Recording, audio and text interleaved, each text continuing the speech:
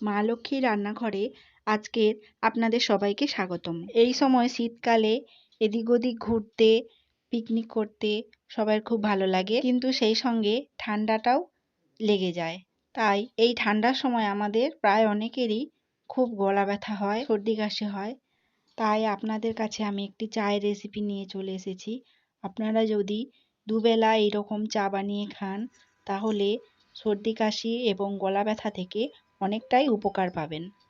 এই চা বানানোর জন্য 4টে লবঙ্গ, 6টা কাবাব চিনি নিলাম, 5টা গোলমরিচ, একটা এলাচ, ছোট ছোট 2টো খাদি দারচিনি।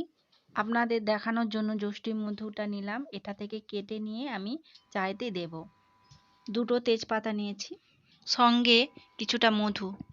গ্যাসের ওপর সসপ্যান বসিয়ে 2 গ্লাস জল নিয়ে নিলাম। এই 2 গ্লাস জল ফুটিয়ে আমি প্রায় 1 গ্লাসের কাছাকাছি করে নেব। সমস্ত জিনিসগুলোকে আমি শিলে থেঁতো করে নিয়েছি। থেঁতো করে নিলে এ থেকে কষটা ভালো বের হয়।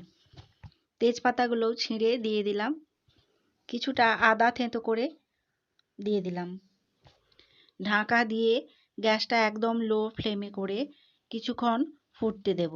কিছুক্ষণ পর আপনাদের খুলে দেখাচ্ছি, দেখুন এটা কত সুন্দর ফুটতে শুরু করে দিয়েছে। 10 মিনিট পর আপনাদের খুলে দেখাচ্ছি, দেখুন এর রংটা কত সুন্দর এসেছে।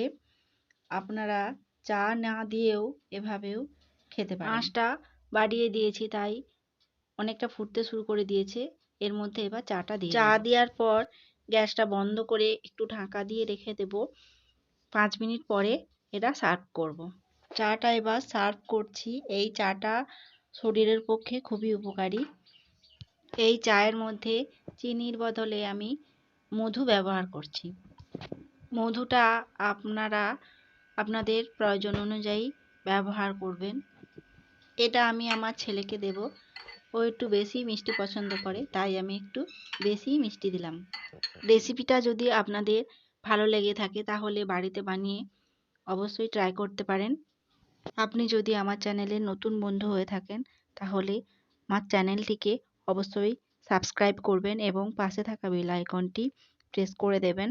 তাহলে আমি যখনই নতুন কোনো ভিডিও শেয়ার করব আপনার কাছে সঙ্গে সঙ্গে নোটিফিকেশান চলে যাবে। আজ এই পর্যন্তই। আপনারা সুস্থ থাকুন, ভালো থাকুন। নমস্কার।